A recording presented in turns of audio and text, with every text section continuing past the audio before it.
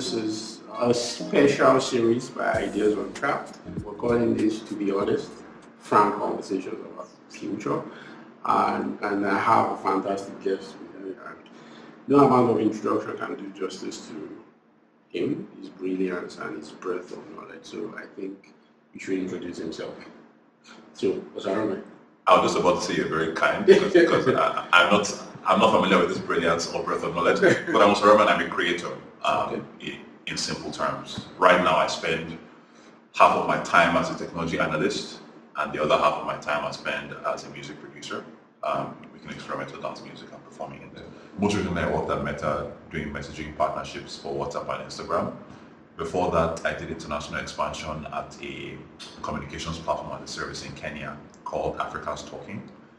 Before that, I was a venture investor at Ventures platform, and one of the deals I spent the most time on was PiggyVest. The firm also invested in Paystack before I joined. And I started my career in the tech industry as a journalist. I went from knowing nothing about the industry to writing 4 essays a day, which was a very quick education. But before all of that, and this is my, I guess more foundational side, I've been a music producer since 2009, I think. Yes, since 2009.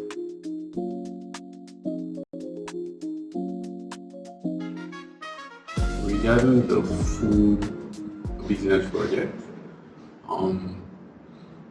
so do you think that certainly this next cohort, Childek, maybe global to a smaller extent, but Childek, like basically Childek is like in the conversation everywhere. Do you see them having sort of a different outcome or ending than, say, Jumia? I mean, considering this sort of ties into something we're probably going to talk about today. That is, you have these startups who are trying to create a certain experience, or let's call them technology companies, but not only startups, and they have a point of view about what kind of experience they want to. When you want to scale that experience, I believe, falls back down to the level of infrastructure. What do I mean by that? If you place that same rider, whatever was going on with them that day, in Shanghai or Hong Kong, where you sometimes have 70-story buildings and they might go to a restaurant, take 8 to 10 orders, and make all of those deliveries in the same building. The experience for the user is fundamentally different from one where for each delivery the rider has to get into an estate, get to somebody's house, go upstairs, give the delivery to them before going to the next one. There's a direct impact on the economics of making that delivery and the experience they are providing to potentially other riders. Childek they told me a while ago that they try not to batch orders. I think they only give them like 2 or 3 to a rider. But if you had different infrastructure, let me not say better infrastructure for now, if you had different infrastructure, then they can put 10 packages to the same rider and all of that gets sorted without stress. You have the experience that Childek or whatever the platform is designs, and then it depends on human capital, it depends on financial infrastructure, it depends on road infrastructure, it depends on urban development. That's what actually adds up to the experience you actually do have. One more quick example. In 2015, Uber launched in Nigeria with really nice vehicles. Yeah. But now they are not so nice. And there's a simple reason for that. Like when you want to scale to 5,000 riders, like all of that goes out the window. Like it's a question of, do you want to scale in this market or not? Or one of the things that was part of their value proposition, say in the US, is automated payments. That's my thing here. People are going to want, like, the customers are going to want to control when they make the payments. Financial infrastructure doesn't really exist for automated payments to be or didn't to the degree. So not as many people, for example, had cards and willing to use them. The riders themselves have a cash flow issue because they are largely not people who are going to work and are driving on the side. They're like, that's their job. Yeah. And so the card or cash payment thing is a cash flow issue for them. I need my money. I need my money now. So regardless of what I have to buy fuel, I have to do exactly. things. So the technology company on the application layer will sort of say, here's the experience I want to provide, and at a small scale you can plug all of those gaps. If you go on Twitter and search for people who love ChargeX customer service, and lots of the things you'll see as they've grown, like you then see a few more complaints here and there, because it's just like at that scale you just come back to the level of infrastructure. Like that's one of the things I've learned from working on this project. It's like you can do all your fancy optimizations. You can. I'll bring somebody that ChargeX sort of built a map, all using OpenStreetMap and an open source mapping tool. I was like, yeah, that's great. But there's a limit to which all of those things can improve delivery times. There's a limit to which all of those things can improve delivery costs. And so if you care about technology impacting the world at scale, you must think about infrastructure. We can't escape it. There's no we're coming back there. I mean, some people have, argue that it is these applications that pull out the infrastructure, which is a separate conversation. Yeah. But the claim I'm making is most of the things you see as it comes down to some random infrastructure. It's more push than pull, if you ask me. Yeah. Interesting. Same one. So the infrastructure would have existed out of some deliberate public choice or public policy action. Either it might be from trying to solve for a totally different problem, right? But the infrastructure would have existed for you to then, so like think about the internet, and I'm sure you know the story. There was deliberate investment in that sector, despite the fact that there were hobbyists and geniuses and all these other guys who were experimenting on the value, and trying to get US military needed. Yeah. So exactly. So that was the push factor. Like we want to be technologically ahead of a geopolitical rival, and we're going to just put money and investment in all kinds of stuff, right? Some might turn out to be good bets, some might turn out to be really, really bad. I'd argue there were more bad bets than good ones, but the hits, when they hit, really, really hit. So for me, it's more push than, so like you talked about Shanghai. Shanghai's public infrastructure was not optimized because of food delivery. Yeah. It was because China wanted infrastructure for its population. Housing, roads, electricity, internet. These are things that the Shanghai government and the Chinese central government in and of itself felt it was a public good that requires enough public investment for it to be abundant, maybe for political reasons or other larger economic reasons. But that then created the opportunities for technology companies, startups to then say, oh yeah, this infrastructure exists, we can then do this and do that.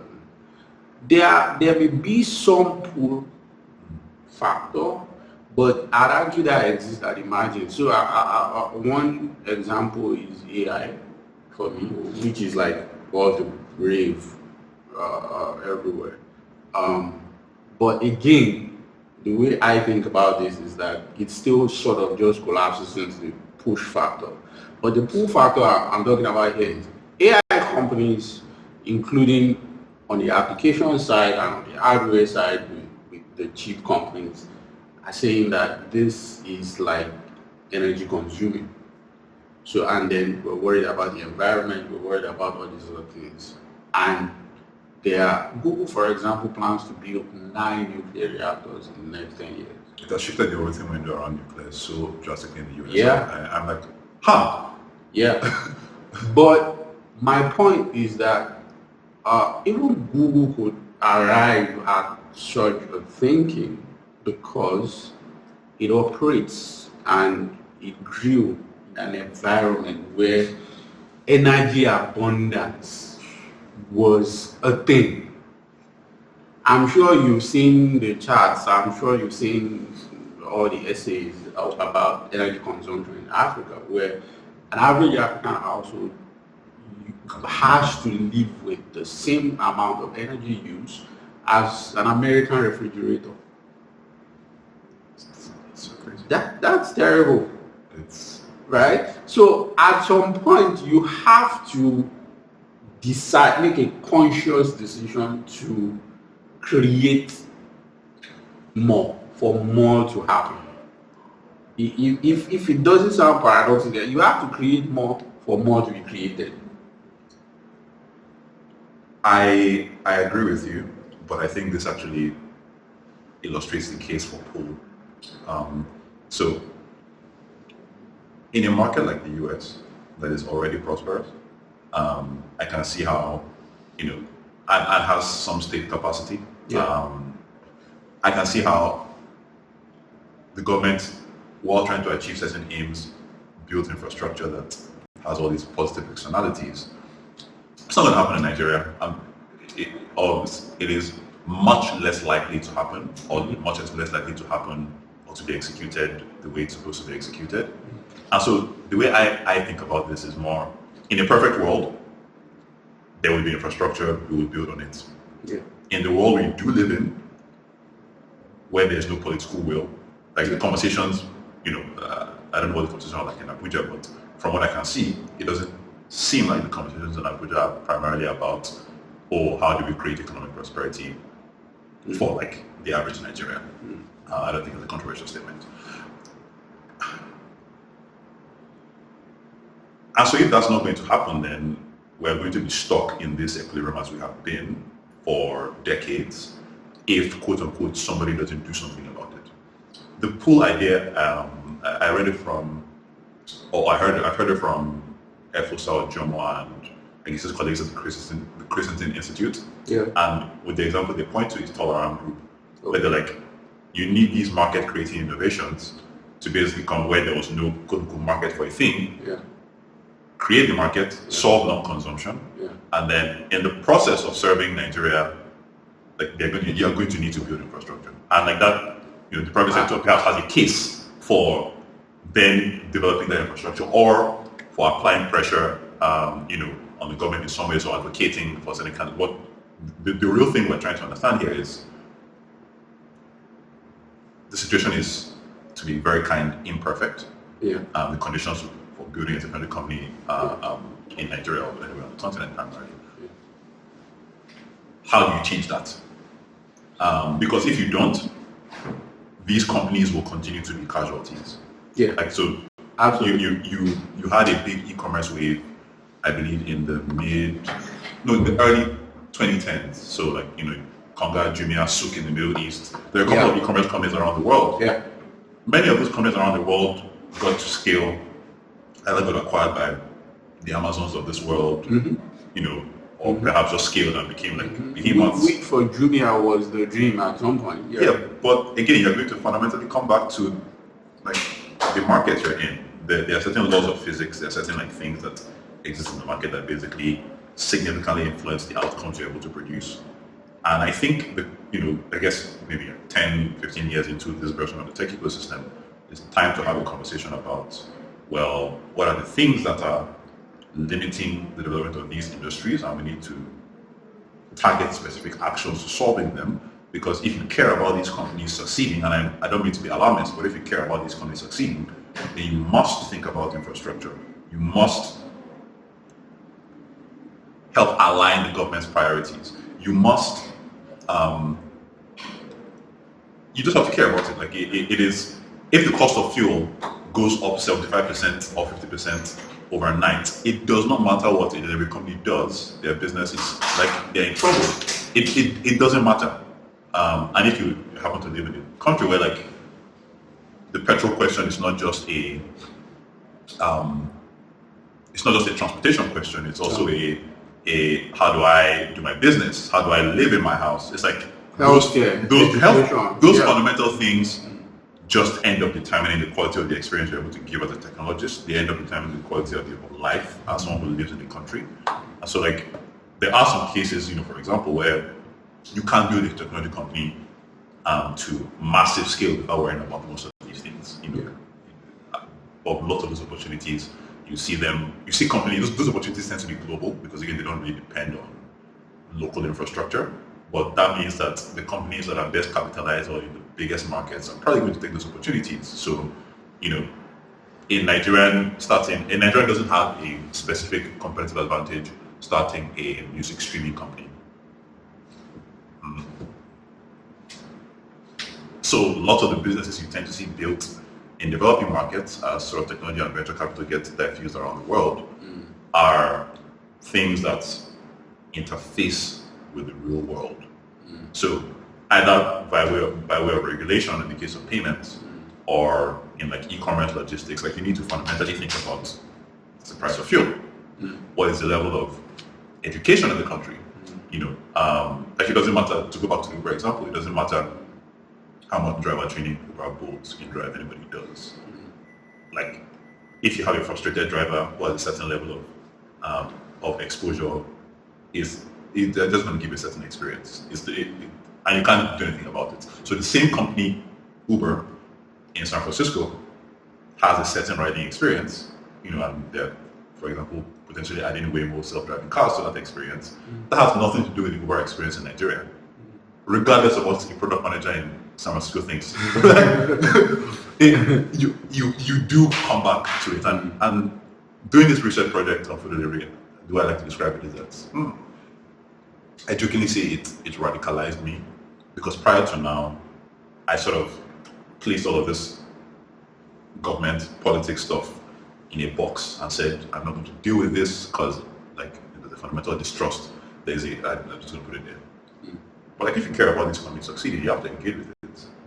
And here's why I look at other sectors across the economy. Like this is not rocket science. Mobile money in Nigeria took off maybe a decade later than it should have, because like certain sectors didn't really want mobile money to be a thing, to put it that way. So it's like there are levers you can pull, and I think if I was to be prescriptive about this, I think like the tech industry and anybody who cares about innovation in general needs to get good at identifying those levers of influence within government and pulling them and dedicating targeted action to say like, hey, we need to solve this problem. It's not. So I think you just like arrived at my central point. As an aside, I'm supposed to be asking you questions, not debating. No, we're having a conversation. No, but it's okay. So, like, I've been begging, not literally, but I've been begging Efosa for a debate since you wrote that book.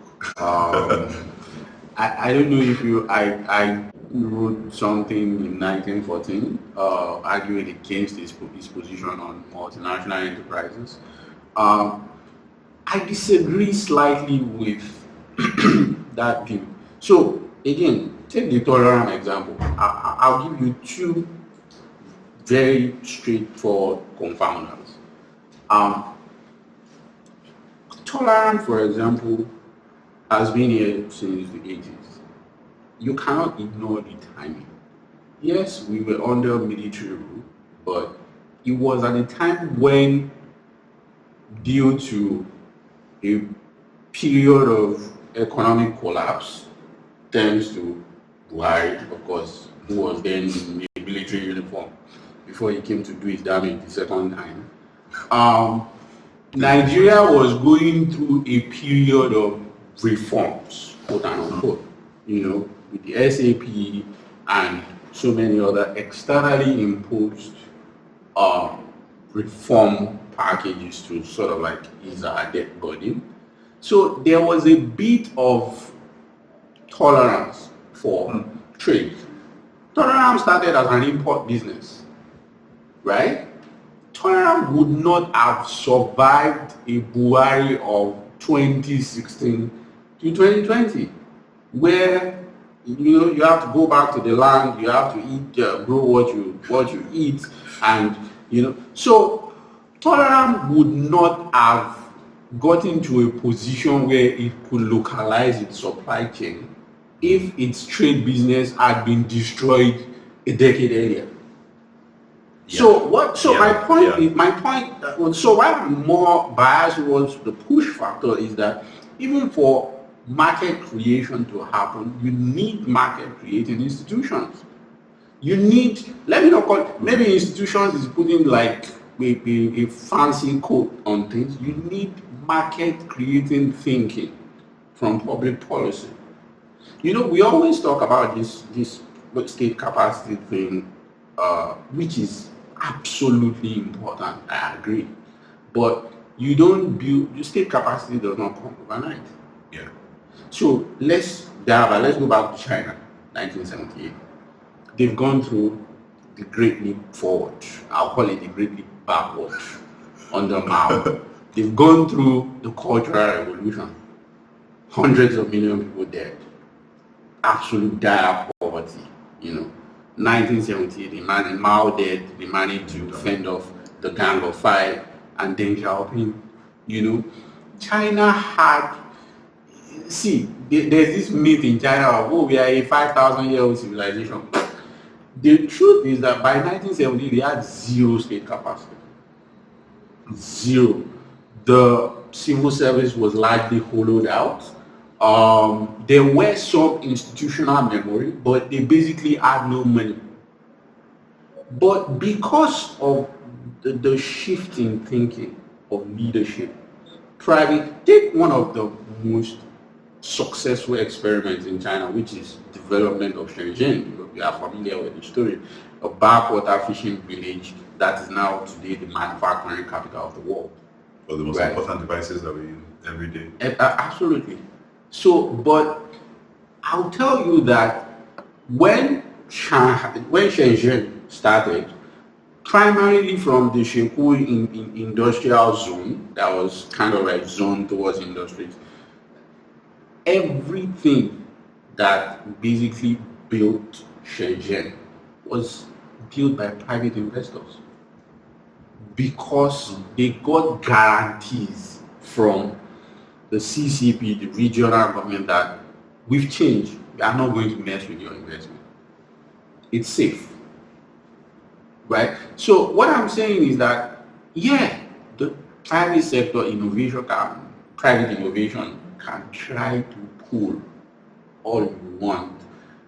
You cannot escape certain political problems.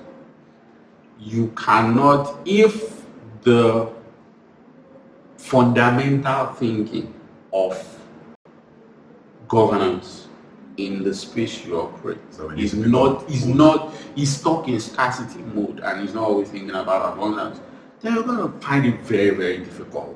It may not be hard enough to drive you out of business. You may try to be surviving, but you're going to find it extremely. So, and that is like my challenge to a force. We talk about this tolerance thing. In that article, I shared an FT interview by the Tolerance CEO talking about his experience working with the federal government in trying to build that port, that Lekki Free Trade Zone. And you know what? What he said was absolutely jarring, that I am never working with government again. That was what he said. Like, the experience was so horrible, I am never going to do this again. It's there, it's public record. So, like, we need a confluence of factors and thinking to align, for, you can't pull all you want. I don't disagree with anything you said. Yeah. And if you give me a little bit of an education here, thank you very much. But I do look at the political landscape and don't see any other way out aside from, I can't wrap my head around any other way that this infrastructure does get built if it doesn't get pulled out. Because one of the lessons that Osamuren has learned in however many years I've been alive as a Nigerian is that I don't think the government is going to do much. I don't want to call it the government. I don't think politicians are the class do much if they are not forced to, or if their incentives are not aligned.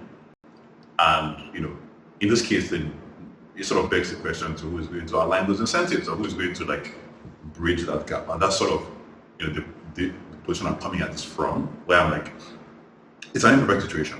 Like, we know that in the ideal case, like, you have a government that cares about generating, that observes that, oh, these technology companies have created this amount of prosperity in the past couple of years. Imagine how much more if they were actually enabled instead of being fought left, right, and center.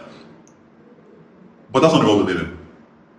And, I don't think it's okay to just accept the world that we do live in. I do think, it's important to express some agency, to at least try something to change what the landscape looks like, to change the conversation. A quick thing on push versus pull. The example that often gets used in the tech industry is a company like PEVest. And if you went in 2016 and said, what is the market size for digital savings in Nigeria? Effectively zero. Why?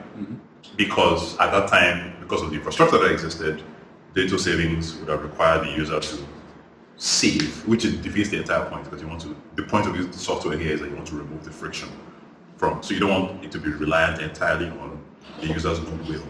Yep. So you have places like Amsterdam who, like enable recurring payments. And so now a PiggyVest can come and the carrier-wise can come and charge your card, for example, and that removal of friction creates a new behavior or encourages a new behavior that was not there before. So if we lived in a push-only world, the way you get that to exist is that you go to advocate at the CBN, let's create a framework and a sandbox to enable digital savings, and here's the infrastructure that we probably need. Well, that's never going to fucking happen. It's like, it is a fundamentally different conversation though when a company gets to like 1 million users solving a problem for people. Then any conversation that wants to be had, like, has to be had in the context of the fact that there are 1 billion users who are currently using this. This is a bit of an oversimplification of how this conversation actually goes, because again, financial regulation is a whole other thing. Yeah.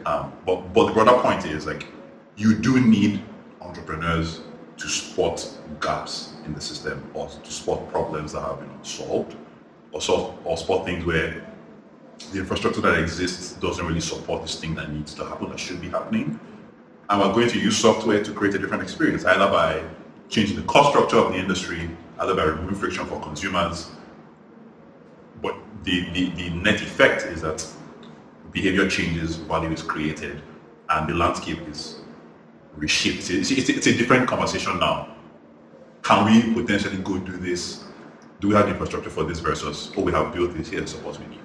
And so I think it's important to sort of keep that, even though the ideal cases would be like, the government sort of saying, oh, hey, I see you've done great work, here's some support. I don't know that we can rely on that happening. And it's not just because of, it's not entirely because of political will or will of any individuals to make this happen. It's just large organizations are messy. Governments are perhaps the most messy version of large organizations, full of conflicting interests and all sorts of random. So even if you did get to the point where, oh, the government has decided that we want this to happen, the battle is maybe 50% won at that point. Because okay, is it actually going to happen? Is it going to happen on the time scale that makes sense? Whoever is enabling it probably has their tenure running out in 2, 3, 4 years. And so the way they engage that project in year 1 and year 4 are fundamentally different. So there's some projects that just don't get started because the life cycle of the project is not going to fit into the amount of time that the political office holds. Like, so it is.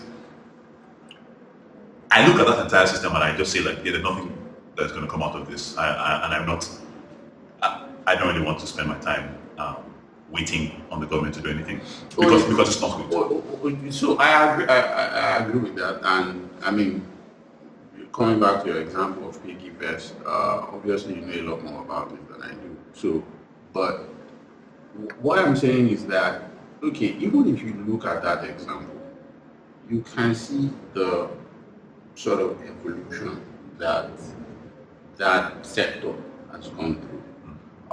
Before, you could just be a payment app. Now you need an MFB license and so many other things. You have to factor in the background infrastructure like NIBSS, where you used to do for interoperability and all the other KYC infrastructure. But the point I'm making is that, see, we have no idea how much the push elements even fits into that, precisely because of how much leverage the financial industry, particularly the banking industry, how much regulatory leverage it has in that sector, and because its interest, the interest of the biggest industry in that sector, intersecting with the startups. Like, it could have been a completely different conversation today and a different financial landscape if banks, for example, see their interest and that. A lot of them are also participating in the fintech boom. A degree of success might vary, but if they had seen the interest as somewhat the clash of the threats, we'll be looking, I'm not saying the fintech industry will be dead, but we'll be looking at a whole completely different picture.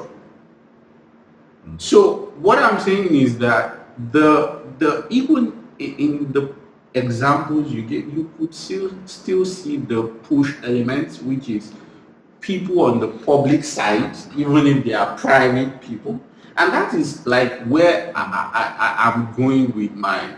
So entrepreneurs identify opportunities, and it can create amazing things. And what I'm more of saying is that I'm not seeing a lot of entrepreneurship on the policy side. I'm not seeing a lot of let's pool our resources together to get more leverage to bend things our way. Rather, the political consciousness that I'm seeing from the tech industry favors alignment with whatever it is. I would distinguish between individuals and the tech industry. Also, maybe that's my bad, because I do have certain individuals in mind who, in the name of working with the government, would do anything or come online, come on the TV to say absolutely moronic things, not to put too fine a point on it. So, but and you have things like the startup bill. It does nothing, if you ask me. You don't need a bill. So, like, you don't need also a lot of this symbolism. So it's just like it's the same conversation with youths in politics, where we got a bill part not too young to run, and then if you might not be too young to run, but how do you run? So, like, I get your point. You're not going to like make our politicians start thinking differently overnight, and you're not going to submit your will to them. So that's why I said that I'm not seeing policy entrepreneurship on the part, and I do not single out the tech ecosystem for this. I think broadly the private sector in Nigeria is a bit stuck and helpless. I mean, the manufacturing guys are hearing it. So, but what I would say is that we need to learn a lot from what has been the most successful sector in Nigeria, whether it is under military, civilian, or banking. Yeah, but we need define to successful. Successful in the sense that they keep growing, they don't die, they survive recessions. I'm not talking about individual banks. Those sector on average has not shrunk. If you look at manufacturing in terms of employment, in terms of value added, in terms of output, has shrunk by more than 80% since 1981 to today. Right? So, and see, is it any coincidence today that any government at all comes into power today, they always pick the central bank governor from the financial sector for what is largely an economist's job. Interesting. I hadn't thought about that before. Right? But yeah. So it's because one way or the other, it may not be in the way that we recognize it, maybe in the American Congress or whatever, but the lobby is very strong. So, and I think that I respect that. That's creative. That's how you, and you know, that is how they manage to survive. And they also face the same threats. There are some hostilities. Sometimes rentier politicians come after their surpluses all the time, like the windfall thing and so many other examples. Like Emefiele was sterilizing bank deposits in the name of cash reserve ratio, and he did that for like 6-7 years. I mean, God knows how long. So, like, essentially leaving them with very little cash flow to work with. So like, you win some, you lose some, but I just saw it as a behavior or a development that came out of an industry that chose not to be a victim. Particularly after what they went through with SLS, sorry. Oh yeah, so my theory is that after the bank failure experience, which was a bit of a contagion from the global financial crisis, and there was an audit of the sector, and some banks were found to have high percentage of NPLs on their portfolio and on their balance sheet. The way some bank executives were publicly humiliated, I certainly think of a few examples. Erasmus Akibola in Continental, Cecilia Ibu, Sterling Bank. These are big people. At least in the political climate that year. Then these are big people, and a civil servant, a central bank governor, came, who also is an insider in the industry, came and just humiliated them. My theory is that certain people in the industry sat down and said, no, we are not going to be the victims of the CBN again. We are going to be at the table. Right? We will have a say from the leadership to the policy, everything.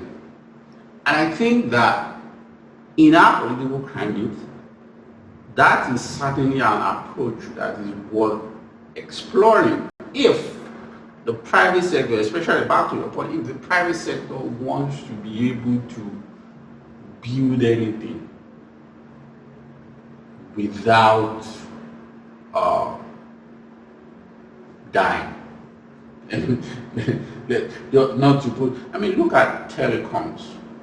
Telecoms is a good example of what happens if, an industry becomes static on the policy side, right? I don't know if you remember Ernest Ndikwete, the inaugural is it director or chairman or CEO or whatever of the NCC. When the cost issue came to be, when MTN came, when what was it, the first one, Econet came, and there were loud complaints that how can you be buying a SIM for 50,000 naira, 48,000 naira? How can we be paying for a minute for 10 seconds calls?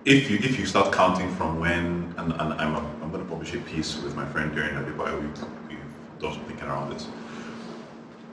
If you count from when we started tracking, deal activity on the continent broadly, 2010. Yeah. Also, so let's assume that the technology ecosystem started in 2010. From 2010 to 2017, I believe African startups as a whole, I'm going to speak about Africa and then I'll comment on Nigeria. African startups as a whole raised $2.4 billion or so, about 580 companies. And that African ecosystem has generated, from the companies that were founded in that period from 2010 to 2017, has generated about 2.5 billion in exits. If you account for the Dreamia's IPO, which was $1.12 billion, PayStack's exit, there's a company called Expensia, there's a company in Tunisia called InstaDeep, then there was Sendwave, which it's like a remittance platform. Yeah. All of those add up to $2.5 billion. Like the venture model doesn't require a lot of exits. It's a lot more about the volume of exits. So the trade-off you're making as a venture investor is that I'm going to invest in, like say, 30 companies, 100 companies. The vast majority of them are going to fail and go to zero, and like that's baked into the model from the beginning. Or the lens you look at investments through is, if this investment works, does it pay for everything? You see this similar structures even in the music industry, for example, where a label will fund a bunch of artists, and one of them works, and obviously that creates enough economic surplus. Yeah, even in streaming. Exactly.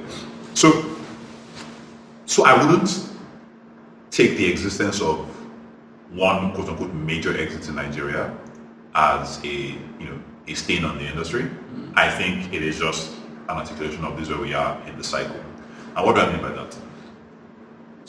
Each generation of companies, you will notice, they are not just being valued higher, they also have more revenue. They are also employing more people. They're having more impact on the way life happens on the continent. And if you want an optimistic case, it is this progression. It is the fact that, so what we were talking about earlier, Jumia Food came into the market and bled and suffered and sweated and accepted cash on delivery, which involves so many headaches that you don't want to deal with as an e-commerce company. Some people are very passionate and they try to keep personal. Chowdeck today does not have a cash option.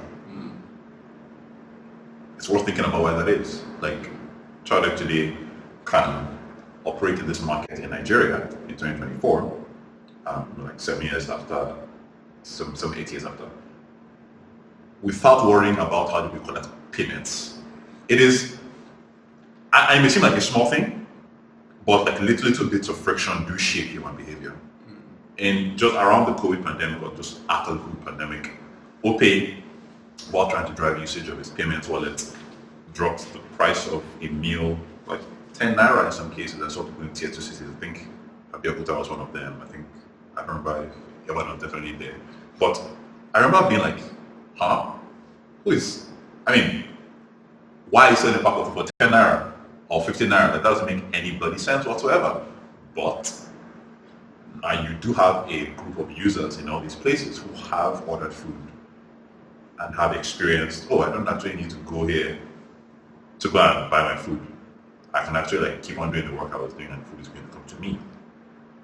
It may not have been at an economically viable price, but that doesn't really matter, because it is, once you've done it, something has switched. In the same way I was talking about earlier, before the market for digital savings was zero, and now it's very much not zero. I'm not going to speculate on what it is. So, let me see how to frame this.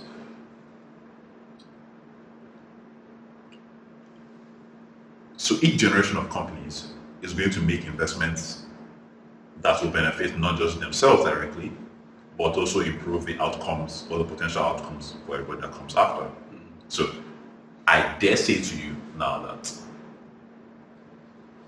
I don't like to interpret fundraising rounds as like successes or anything, because it's also money came in to do something. Yeah. But I do interpret Money Point raising a Series C in the middle of a funding downturn valued at over $1 billion as a validation of their business case. Because at Series C level, it's no longer about just, oh, we're going to do this. It's like you have to actually show the business you built. But at Money Point, there's some politics here now too.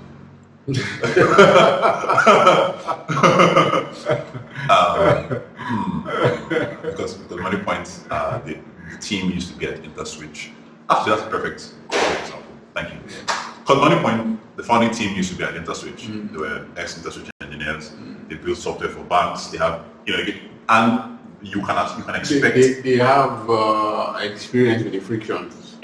Exactly. And so there's a way that kind of talent to have solved those problems will approach solving new problems that I think, and the market is also already, leads to much bigger outcomes. I'm going to give you 2 quick examples. Same thing, the team from Chardek is largely from Paystack. And why is it important to have companies that have succeeded? Because their employees learn good habits. They learn things about the market. One of the things that I've spoken to multiple ex-Paystack employees who have now gone on to start other things or do other things. One of the things I hear consistently is, oh yeah, so we have digitized payments, but this is largely, in the financial sector for moving money around. We have not yet brought trade or commerce online. And so I feel like the next decade of, let's say Nigerian tech, but I really think even African tech, is going to be a lot more about, what does it mean that we are now writing software that quote unquote reprograms the real world? What does it mean that, again, you do have 1 million plus people in Nigeria today who are Chardek users. Not all of them are going to order food every day, but they don't need to. It's not about that. It is that the infrastructure has shifted and the market has become more prepared such that things that were not possible before are now possible.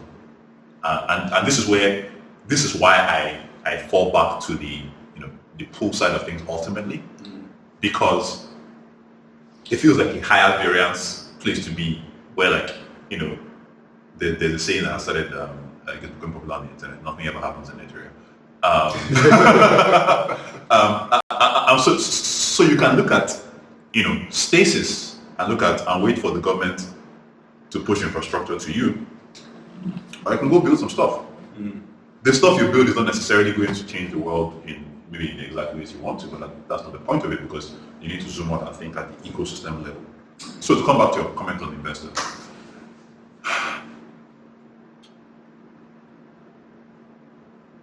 I think that to validate the activity that has gone on in the ecosystem, you don't need 20, 30 exits. You need exits of the right size. So if you invest in 10 companies, say you put $10 into 10 companies, and one of them, let me use an actual live example. Jason Kalkanis, he's an angel investor in Silicon Valley. He invested $25K in Uber's seed round. He turned that to, was it hundreds of millions or billions of dollars? And that's kind of ridiculous. But what that also tells you is that if you're going to go from $25,000 to millions of dollars or hundreds of millions of dollars in value creation, it doesn't matter what else he has invested in. It matters, but it doesn't really matter what he else has invested in, because at a portfolio level, that's fine. And again, the venture model is about it's high risk, high reward. You are investing in the kinds of things that are most likely going to fail and just go to zero, and in some cases look stupid, frankly. Or you invest in that. But because the question is not, is this going to work? Nobody knows if it's going to work, and it's probably going to fail anyways.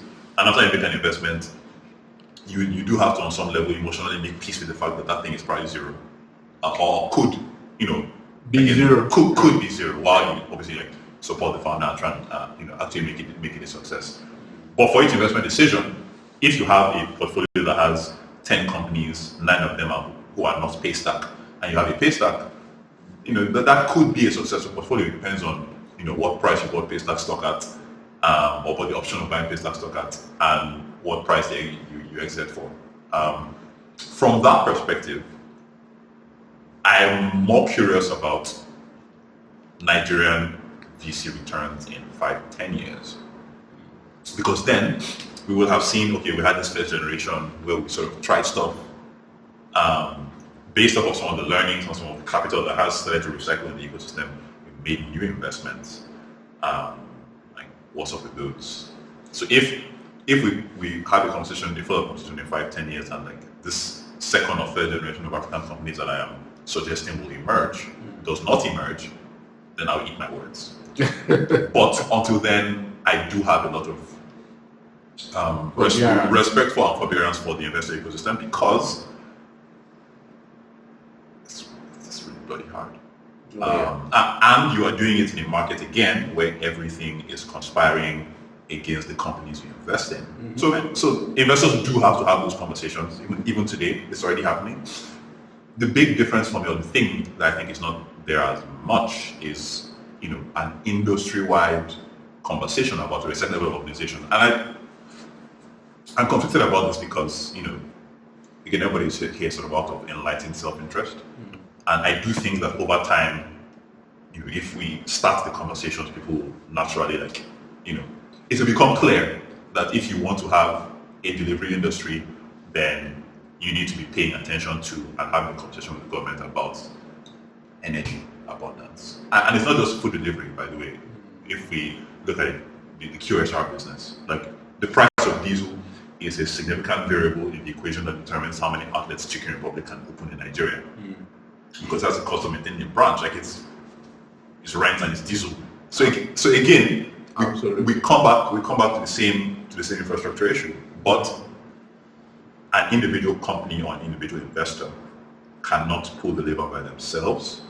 They are like one actor in a complex adaptive ecosystem where everybody's doing a bunch of stuff. And so one of the things that when I look at all of this, I feel is like you just need to give it time. You need to try to be clear about where are we in a potential cycle, and you need to be clear about what's possible today that wasn't possible in the past.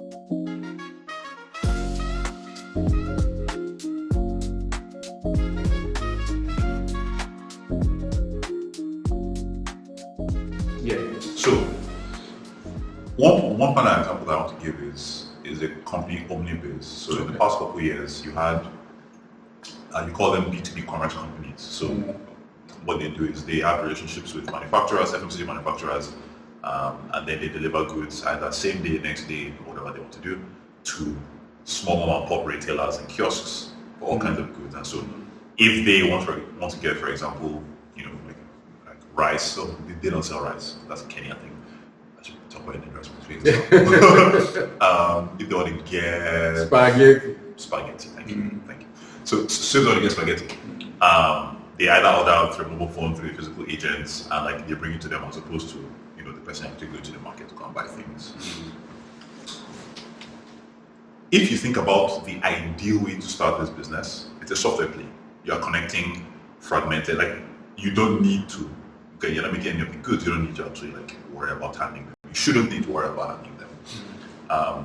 But you saw something in Kenya, so a company called Wasuko, well they're called Wasuko right now, then they're called Suko Watch, started in Kenya in 2013. You had a company start in Nigeria, Trade Depot, I believe they started in 2017? I think it was 2017. Anyways, doesn't matter. But that first generation of companies, they started out being asset light. So they're not going to own any of the assets. They will just connect demand to supply and profit from sort of organizing a market. What they found out almost across the board was that to actually deliver on the value proposition, so that is to tell a retailer that I will bring this thing to you today, to be guaranteed that they can actually deliver on that promise, they needed to start controlling some assets. So now they're renting warehouses. Now they're actually just becoming distributors or mega distributors, super distributors. That's a different business from the technology enabled. That's a slightly different business from the technology enabled business that was initially. But there was a lack of market infrastructure, so they had to go build it. So this is another thing to say really quickly about the pool thing is that consistently you see African startups compared to startups elsewhere not only having to build the thing they wanted to build, but also now building the infrastructure that's supposed to support it. Amazon in the 90s started by mailing books to people using what? Public infrastructure. Yeah. Jumia was Netflix, Jumia and mail, yeah, CDs. exactly. Yeah. DVDs. Jumia and Konga both tried both first party and third party logistics. Like they had to worry about logistics as a core competency from day one, which just makes it so much harder for African startups. Yeah. Anyways, Agreed. back to Onlybase. So you had the generation of companies that sort of started out and they said, okay, so to be able to deliver on this 24-hour delivery experience or the instant delivery experience, we need to have, I also need to hold some stock, potentially in like a warehouse. Those companies grew and some of them, if you follow that business, if you scale that business as it is, as an asset-heavy business, you know, you're probably going to end up doing what Wasoko started doing, like private label manufacturing. So if you have data on what goods people are consuming in what neighborhoods, one, that data is useful because you can surface intelligence back to the manufacturer, which helps them formulate their distribution and their product development. You can also directly go into product development or like some form of manufacturing yourself, contract manufacturing, because you have a good sense of where demand is and what supply is available, and you can sort of plug those gaps. But anyway, so you have these companies that have gotten built up. They are not just software companies now. They also have riders. They also have agents. They also have warehouses that they've leased for maybe like a year or two at a time. And then you have a company like Onlybase and Sadi come in 2019, also was 2019, but I guess in the past couple of years, and say, oh no, we see this is really unprofitable because you are selling undifferentiated products in largely undifferentiated ways and largely trying to like cut costs. And Onlybase comes and says, we're going to stay asset light in 2019. Why do they have the right to do that?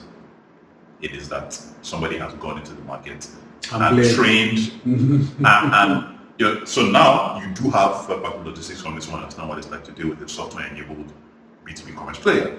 You do have like there's just a better understanding both among the customers as well as the partners, the businesses themselves, about what this is and how this works.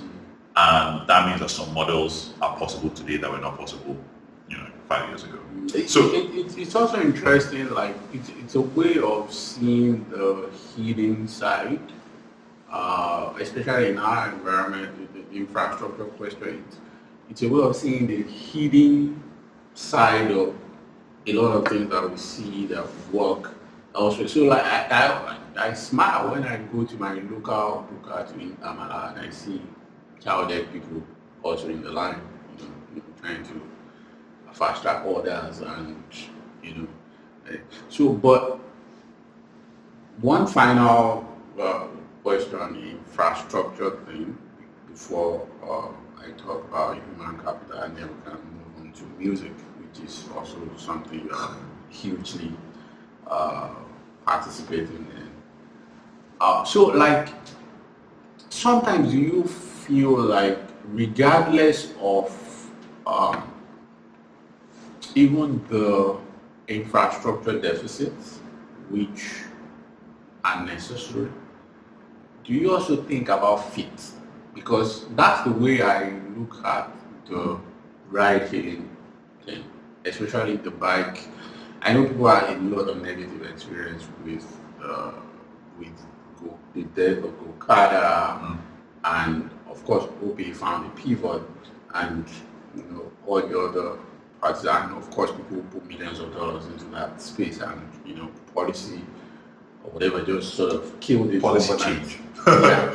Yeah. But as someone, as a city dweller, as someone who is fairly passionate or involved in urban planning, even when that business was growing, I could see the tensions that infrastructure deficits should certainly be in the conversation, even if people can't speculate and say, oh, there were some political motives to how policy changed, because, for example, Lagos, we don't have bike lanes in Lagos. And companies are bringing hundreds if we want to even underestimate, of bikes into that same city with glaring physical infrastructure deficit. You know, sometimes I in my old neighborhood back then, I have to go through a bus stop where there's a bike park and there's a specific section dedicated to Okada and OP, and it's always packed. Like, and that created some congestion problems as well. So sometimes that I was now looking at Spain recently and what they are doing with e-scooters. Like, you guys are just basically congesting the cities. What the Madrid government and essentially the Spanish government is saying, that we don't have the infrastructure to absorb this much e-scooters. So again, sometimes I know we are talking about the infrastructure question, but sometimes is there a question of fit? Are some innovations just unfit for even as much as I think a good idea? And I think you find out what innovations are fit or not by deploying them into the market and seeing what happens. So I'm not making the claim that the tech industry always ships amazing things that always improve everybody's lives in every case. I'm saying that by building some of these products, you end up in an imperfect but hopefully better place than when you started, and then you can begin to fix the problems or optimize. But if somebody does not, to the question about potential bike lanes or better infrastructure to support bikes, if someone doesn't put bikes on the road, that was they're not coming out. If someone doesn't prove that, there is demand for this mode of transportation because it achieves XYZ goals for the population at maybe XYZ price point, or maybe it makes certain places accessible when they probably would have been less accessible because bikes that are below 200cc, I think, get always been banned, or they've been banned since the Fashola administration in August 2012 or something. I don't know, February 2012. I don't remember. It's always been selective. It's a recurring thing for I guess reasons we don't need to get into now. But the broader point is that these things, if they are not serving a need, they will not get adopted. Agreed.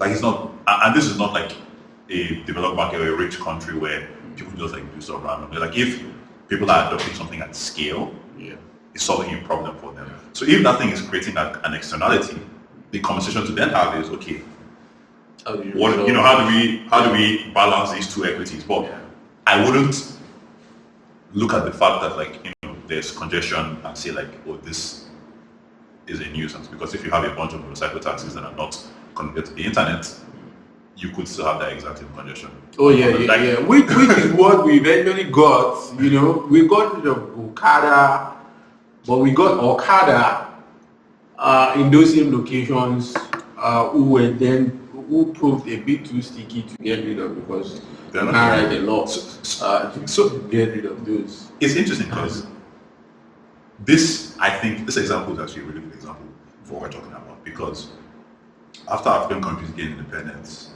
in the 60s, the government started trying to either flex or express their state capacity to take care of the people. One of the ways a bunch of countries did, for example, I don't remember the organization that they set up in Uganda, but there's a bunch of countries where the government was then preparing transportation for people. That transportation was woefully inadequate. And so this is why you have, in many African countries, private buses and bikes forming the majority of public transport infrastructure. That shouldn't be, but those things have only emerged because of gaps that were left in the first place when the government took over transport provision.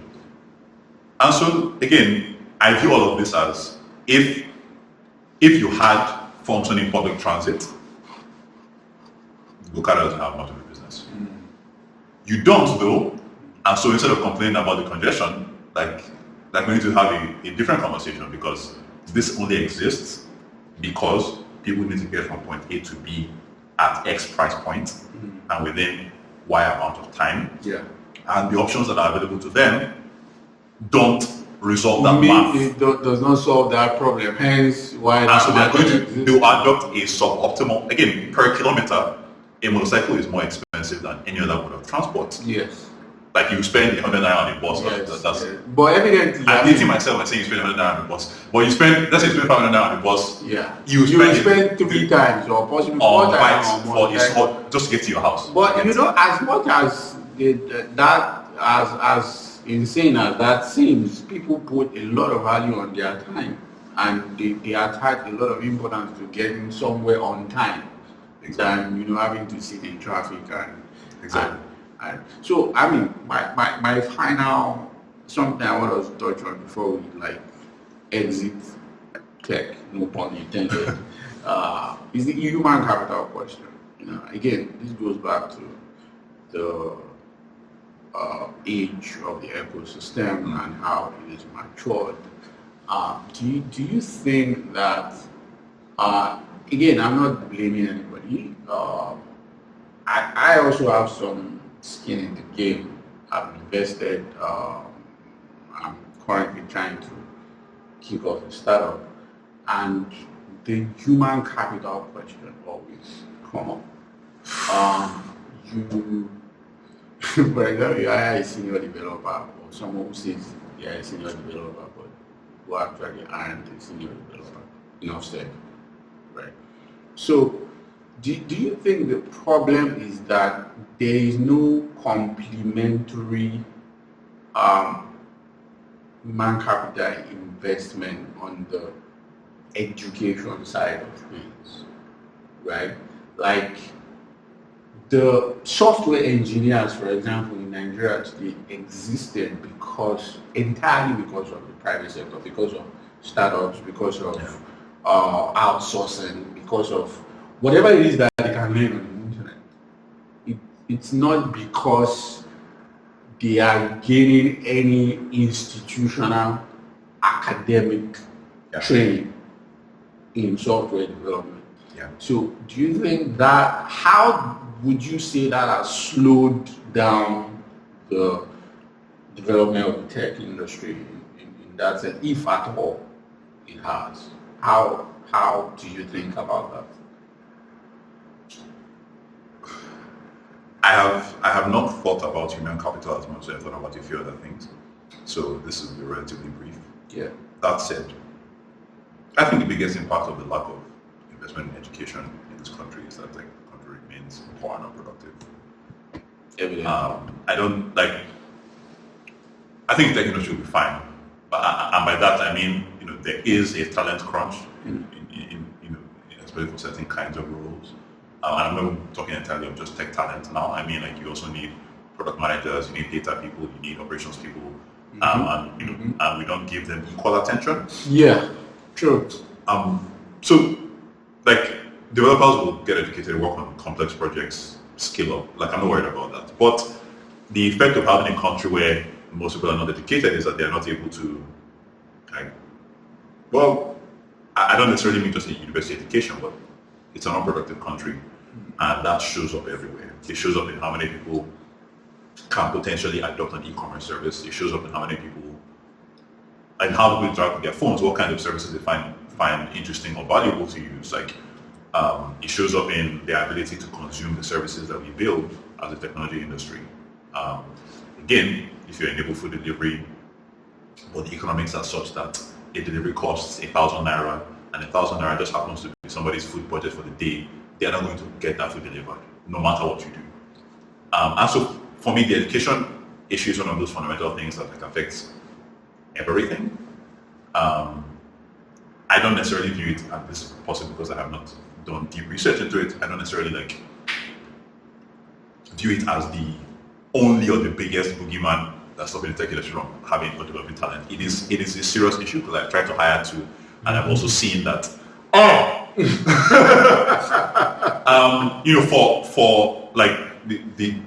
the continent, and this is an African-wide problem. The continent creates. We have 22 million job seekers enter the workforce every year on the continent, according to the World Bank. 3 million jobs created Yeah, on the crazy. continent. And what's Employers and real quick, employers are always complaining about not finding people to hire. You know what?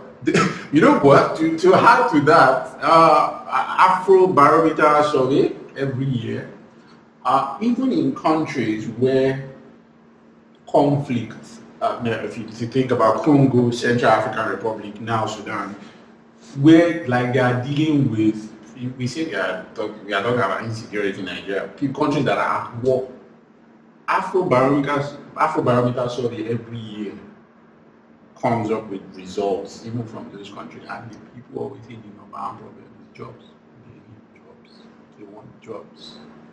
Like, yeah, there's war, but we need jobs. Praise jobs, man. You know? So, like, go on. Where is the disconnect? So from my little experience observing this, it's a skill mismatch. Like the areas in which we need productive capacity are not necessarily the areas in which we are training people, and not necessarily the areas in which we are getting experience. And I'm sure people much smarter than me have tried to figure this out and haven't so far, so I don't have any neat recommendations. Except to just say I agree that it's a problem, and it says a lot that the Nigerian government consistently underinvests in education.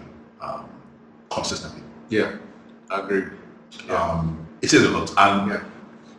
And so frankly, I don't spend too much time thinking about how we're going to get the government to invest in education. I think, so to go out on a limb, I think there's probably going to be a group or cohort that is engaged in quote-unquote globally competitive jobs and locally productive ones as well. And then you will have a lot of people doing technology-mediated gig work. I don't think... One thing that does give me hope is that though in the past decade and a half, private education has grown in leaps and bounds. But I think one of the underrated trends that will probably take off in an unexpected way over the next decade is the adoption of MOOC. That I have thought about.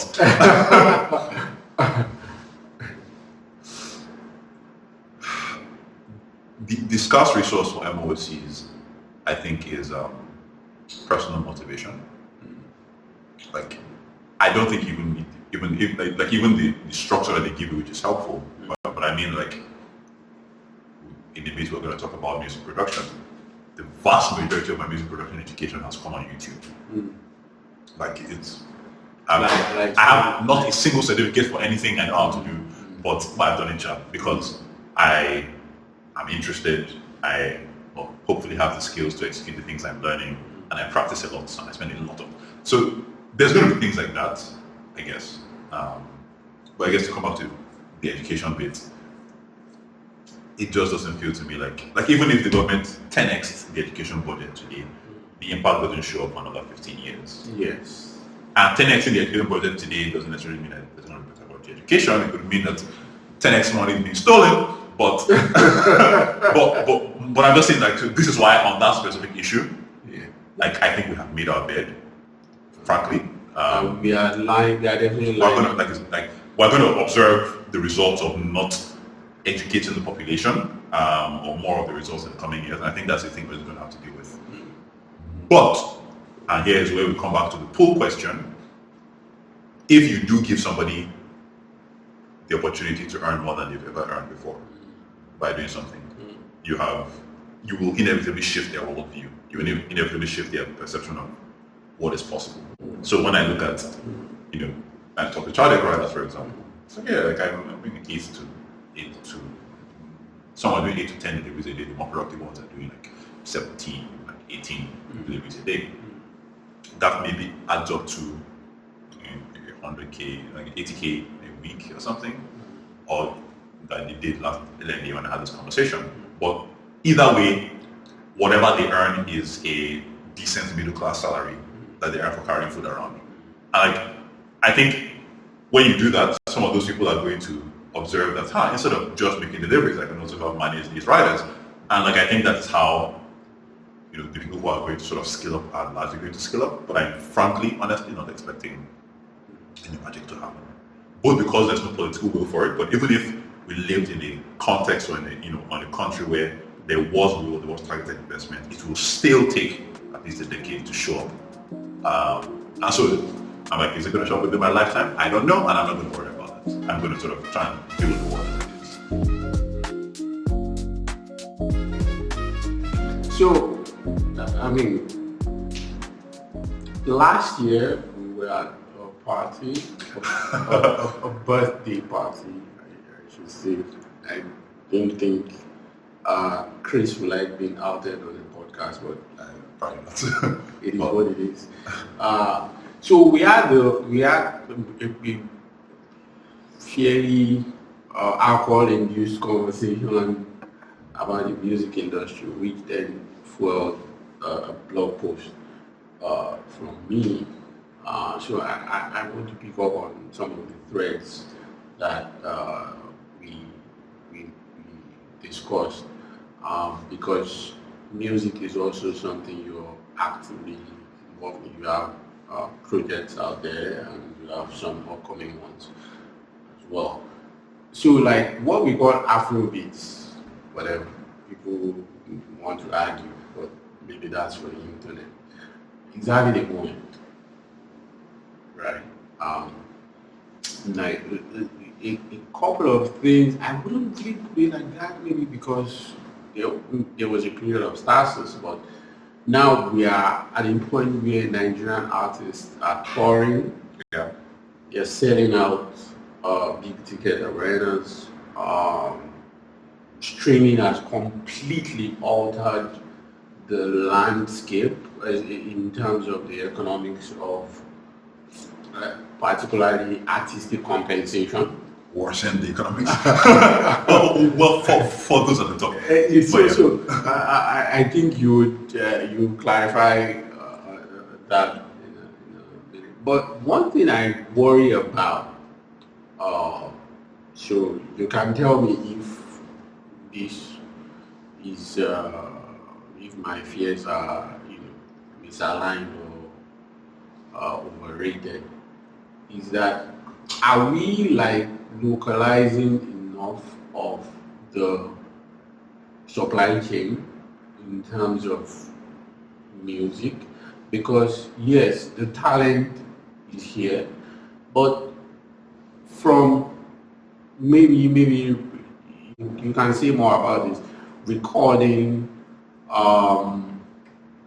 equipment, performances, shows, even talent in terms of production, engineering, sound, and all these other things seem to be located outside the country. So like Afrobeat is having a moment, we are creating value, but where? Like is my question. And this is not one of those culturally nationalistic points where we say, oh, Afrobeat is our own, some people.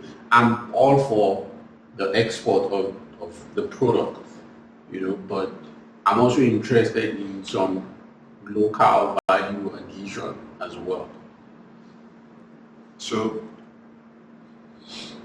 I remember the conversation we had about this, and my views have changed slightly since then. I think things have changed slightly since then, or have started to change. The separate foundation. I was working on the music for a Hollywood movie in 2022. Yeah, Black Panther.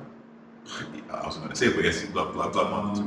And I was in a conversation with, so we had some artists coming from South Africa to record the soundtrack. So for the first version of the movie, lots of the soundtrack was done in the US. And for the second version, especially when Lagos had started to have a cultural moment globally, the team decided to come and record the original music from the continent. So we had some artists from South Africa come to Lagos, and I was talking to them, a couple of them, about why don't you guys come to Lagos more often? And like you or collaborate more with people across the continent. And youngster, he's an piano artist. The way he put it is perfect.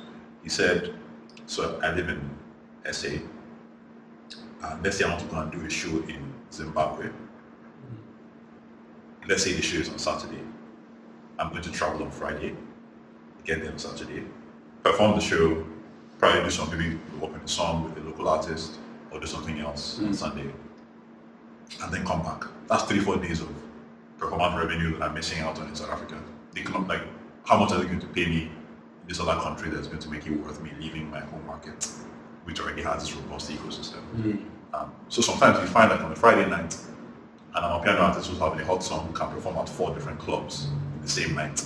All of those are revenue-producing activities. In Nigeria, for the most part, we see our music stars once a year. If that, they come and do a homecoming in December at the hotel or somewhere else. And all of us come into the same room and we have one big concert. So the first thing I'll say is, to the extent you care about music as a cultural product, you need to invest in venues. When we had that conversation, this must have been a year and a half ago or so. Yeah. I was extremely concerned that there were absolutely no venues. Now there's been enough conversations that I know that in the next couple of years, you'll probably start to see some of that change. Again, maybe this is the innovation pulling for the infrastructure investment. But that's beginning to change. The same thing is true even with like recording studios. Most Afrobeat songs are made in hotel rooms or bedrooms.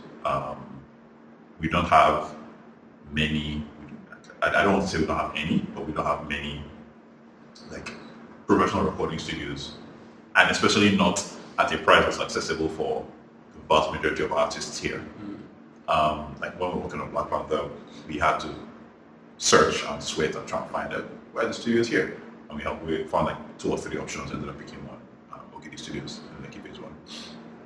And so over the next couple of years, I think the attention that has come globally that as you rightly established, is pulling out investments. I don't know how much that is. Again, I don't think like one private player company deciding how to build one venue in Lagos is going to change anything. You know, we fundamentally have to get back, like you need political will to make some of these things possible or easy.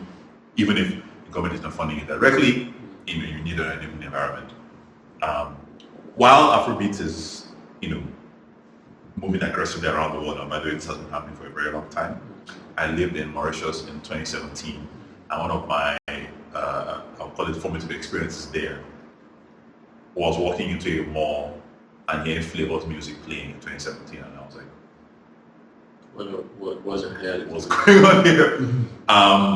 And going to clubs in Nairobi, and like largely here in Nigeria. And now everywhere. So this Saudi Arabia, exactly. Rico, wherever. My manager on the music side was telling me that he was in New Orleans. He got out of a party where they were playing Nigerian music, got into an Uber, and there were Nigerian songs like in New Orleans, and it's like interesting. Yeah, which is like the black cultural for black music in America. Yeah. For many years now, there have been Asian bands or groups that are making Afrobeats-esque songs. I don't know all the reasons why that is, but the thing is, we don't have much of a local music ecosystem or local commercial ecosystem for music here. So do you think that is as a consequence of this, like it fits into this broader? It absolutely does fit into the broader. So because especially when I think about the issue from the cultural export of music as an economic output, I always think about K-pop as, like a close approximate example.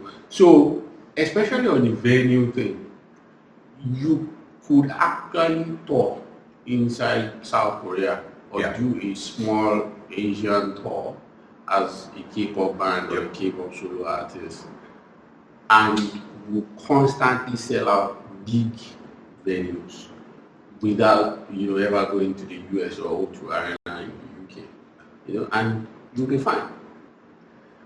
But I listened to Yemi Alade on the radio a couple of months ago. I've forgotten where now, particularly, and she was talking about even soft things like insecurity. Can you travel safely around the country if you're touring? Carry a big tour bus and be driving You know, local jam. like, are you going to? Yeah. Are you going to? So we might talk about Madison Square Garden and all that, but I was looking at Taylor Swift's performance in Indiana 2 days ago. It was a big arena. Indiana is no New York, but you can still find an arena that can hold tens of thousands of people. So like, so these investments, are they missing because they are not profitable? Which then takes us back to the level of development of the home, which would then mean that maybe we might just have to give up the whole conversation altogether, because the question I would ask you is, why do new venues get built in a city? In my semi-informed opinion, they get built when the existing venues are at capacity, either in terms of the number of shows that need to happen, or the kinds of shows that need to happen, or the number of people you need to fit in the room. We have a stadium. Like, if you had 12, 10,000 person venues in Lagos, it would be empty.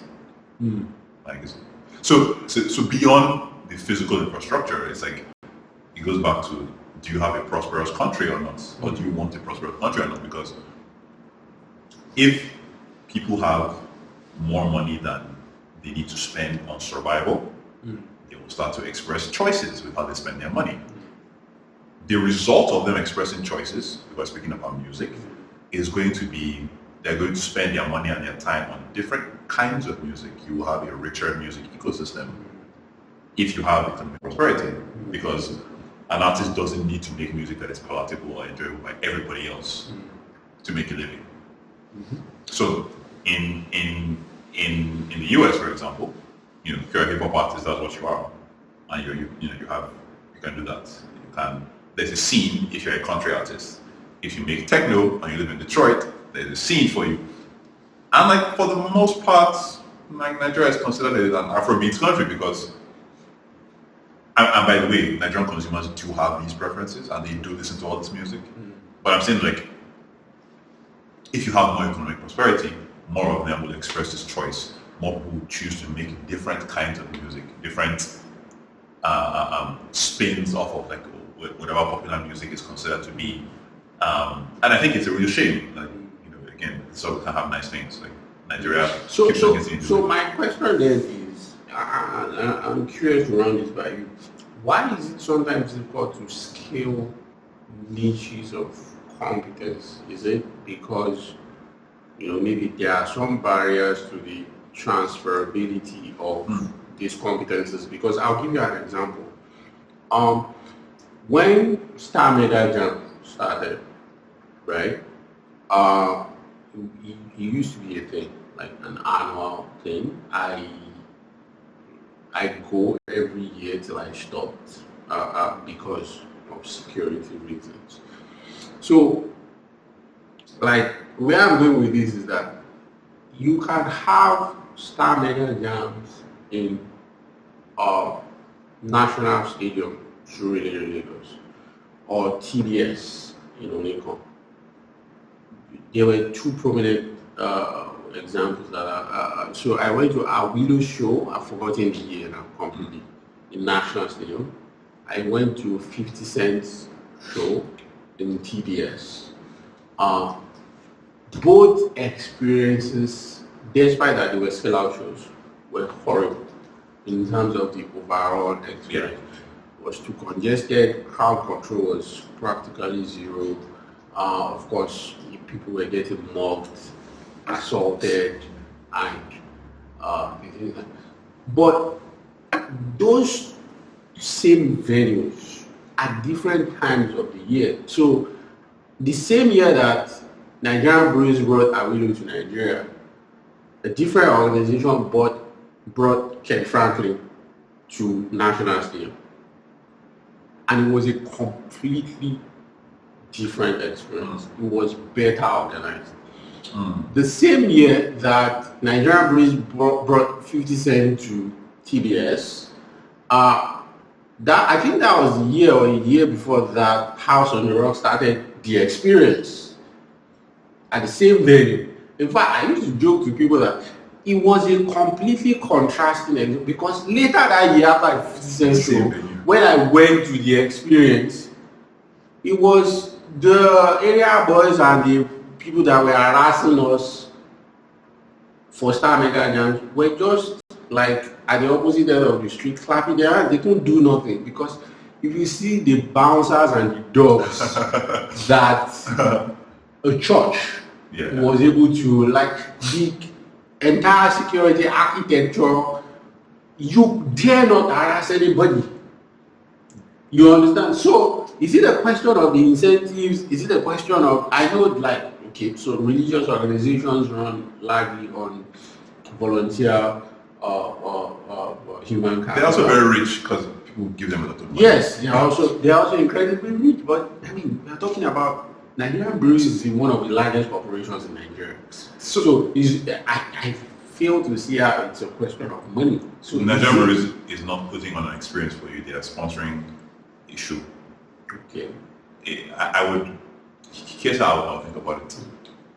On Spotify, last time I spoke to someone on Spotify, like even with podcasts as well as music, gospel or like religious content in general is, I think, by far the most popular in Nigeria. I have my personal theories about why that is. I'm not going to share them here, but they have a lot to do with what we're talking about. Yeah. But we know why there are more churches than factories. Go on. With there are more churches, fair Of course. they are, yeah, of course. But I was going to say that. So the willingness to spend or the availability, the leverage that a church has in that situation is just fundamentally different. But I actually want to take us into a side street for a little bit. Because before you get to worrying about the stadium size shoes, you need like 100, 200, 500, 700, 900 person shoes to be economically viable first. A friend did a party in London, in the UK, I don't know if it was London. A friend did a party in London during the summer, and most of what he had to worry about was getting the venue, agreeing on the split with them, getting people into the room, making sure everybody's having a good time. This is not about simplification, but I've done a couple events, and for what I try to do, like I tend to do them I mostly do them in empty-ish spaces. That means I'm thinking about lights, I'm thinking about sound, I'm thinking about security, I'm thinking about drinks, I'm thinking about cleaning, I'm thinking about like everything that I'm thinking about decor, everything I'm thinking about photography and video, everything that goes into producing the event, like every little thing, you're gonna have to think about it and design it. And here's the kicker. If you're going to sell it, let's assume you sell a ticket for 10,000 naira, which most people are not going to, like most people are not going to pay 10,000 naira for a ticket to an event. But let's say you sell it for 10,000 naira and you have,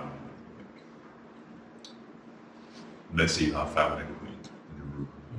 How much does that amount to in USD terms? How much can you do with that? And so the way you actually make those events work is, I'm trying to sell drinks or finding a sponsor. And so if the economic model doesn't fundamentally work to do a small show, like you're hurting the conveyor belt that carries artists and helps them build that reputation or build that audience to the point where, we're now trying to fill the stadium. So this is what I'm saying. If you have 12 venues with 10,000 capacity in Lagos, they'll be empty because the venues that have that capacity right now, National Theatre has, I don't know if it has 10,000, however many it has. It's empty. You can do stuff there. Yeah. But who is going to do it? As a matter of fact, bankers committee just spent a lot of money relocating the National Theatre. So it's you need the quote unquote middle class of artists. You need people to be able to make a living from producing and performing their art locally without having to do all this other stuff. So this stuff is nice, but the world is not going to be in love with Afrobeat forever. Yeah. The day they find a shiny new toy to pursue, what are we going to return to? There have been times in the past, for example, when everybody was really into Caribbean music. Reggae. I was giving an umbrella term. But if you have, dancehall. But if they don't have a local ecosystem that fundamentally works, and I actually don't know if they do, then once the international music stops, quote unquote, everybody's going to be like, oh, okay, what industry do we have? So imagine a world where you don't get as many international bookings as, on some level, that's always, you are going to get some of those. We have crossed the Rubicon. There's now a global awareness of certain aspects of our culture that I don't think that's going to change. But I don't know that Afrobeat as it is going to continue to be a money maker. It's going to be as aggressively promoted around the world as it is today. And when that music stops, you're going to return to the local ecosystem you have built. Right now, I know there's a couple of organizations that are thinking about building a network of studios, for example, in Lagos, which is incredibly important and long overdue. It's not my place to announce it for them, so I'm not going to talk about what exactly it is. But I'm saying that since we had that conversation, I have seen a few things start to move. And maybe that means we end up in a better place than we were in the past. I don't know if it's going to be the ideal place, but I'm saying that fundamentally, you need this infrastructure that has just started to be built, and we'll see what happens, I guess. But one way you can think about even a label like Maven is that they seem to be building for a world where many more people are streaming music in Nigeria. Again, you were asking me. We started this conversation by talking about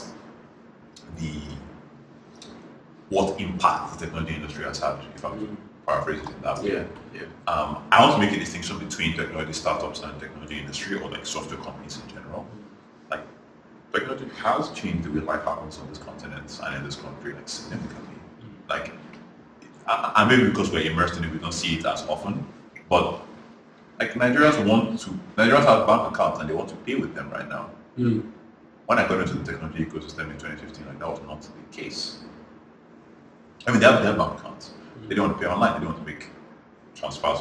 You didn't have the actual infrastructure to accept for a merchant to programmatically accept, transfer payments without using their personal bank account to their business bank accounts. So again, why did that infrastructure come into existence? Somebody had to build it. Why did they build it? Because they had an economic incentive to do so. They had an economic incentive to do so for perhaps an entirely different reason. But the point is that the result of this capital investment that comes in is that it changes it basically reshapes how you think about what is a viable infrastructure investment to make.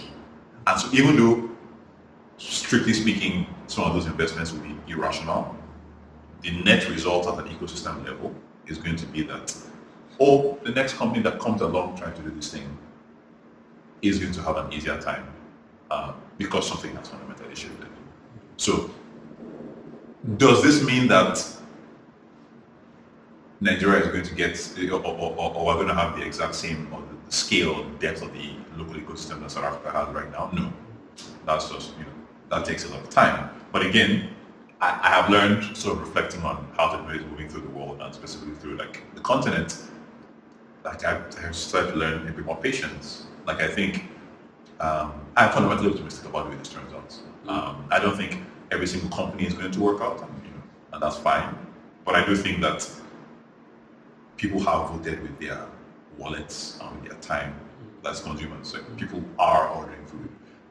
For example, to go back to earlier example, today, when the cost of living is increasing and energy costs are still skyrocketing, people are still deciding to order food. There's a reason why that is, because somebody has removed friction and made it easy enough for them to eat without having to worry about, oh, I need to go to this restaurant, I'm going to get my food. So I guess it all comes back to infrastructure, but I do see that infrastructure is not stagnant, and I do strongly believe, at this consider like the comments maybe more, that the use cases inspire or pull or like make possible the investments in make viable the investments in infrastructure, which then goes on to enable new use cases. That's the optimistic case. The pessimistic case is that we have taken in $17 billion between 2010 and 2023, and we have returned significantly less than $17 billion. Well, have we? There's been a but yeah, I don't think we've done something like that. For Nollywood, you need many more cinemas. Film houses currently, I guess, along with a few other players like Genesis and Silverbird, building up the economic case for having this many cinemas, and they have more than I think people are actually aware of. But the thing is, some filmmakers might tell you that you shouldn't have the same player own the cinema, produce the movies, do distribution. In the US actually had to break up the major studios to tell them that, oh, if you're going to exhibit movies, you cannot also do. So like, if you're trying to create the market, you need rules. Not just the rules, you need to be able to enforce them. And this point you made speaks to maybe things like competition and antitrust issues. So how much would you hazard a guess as that as a limiting factor in terms of the economics of it? That's part one. The second part question, which is also related, and I would say this is more sentimental and logical for me personally, because much like the same feelings or opinions you have about Jumia when it comes to food delivery, and these pioneers who bled so that it's the same way I look at some cards in the industry who like made the way for others to thrive today. So I mean, we talked about the diaspora market and how central it is to the cultural export of Nigeria, both music, movies, fashion, food, whatever it is.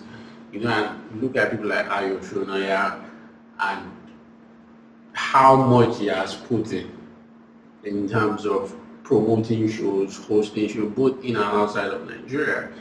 If you talk about musicians, the two biggest, I'm not ashamed to say, I don't particularly follow Nigerian music, but I want to believe that the two biggest songs in Nigeria today, Active by Ashake, and there's one other one by a producer come musician, have two samples by Ayuba, right? And every time, whether on the radio or on the TV, when I hear those songs, I ask myself that, where is Ayuba and is he getting? He performed last night at X Live, by the way. Okay, great. Where is he and is he getting compensated for, like, this incredible thing that he has birthed and other people are right now? So in terms of compensation, especially for creative work, what is the state of the industry roughly?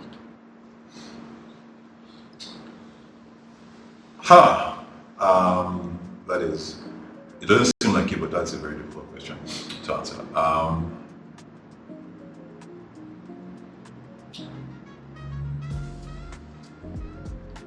Improving.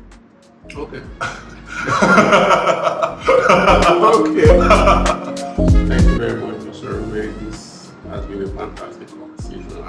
And I've enjoyed it, and I've learned a lot actually. It's part like there are a couple of thoughts in my brain that I'm sure will turn out to be like, for example, maybe pieces or something in the future. But thank you.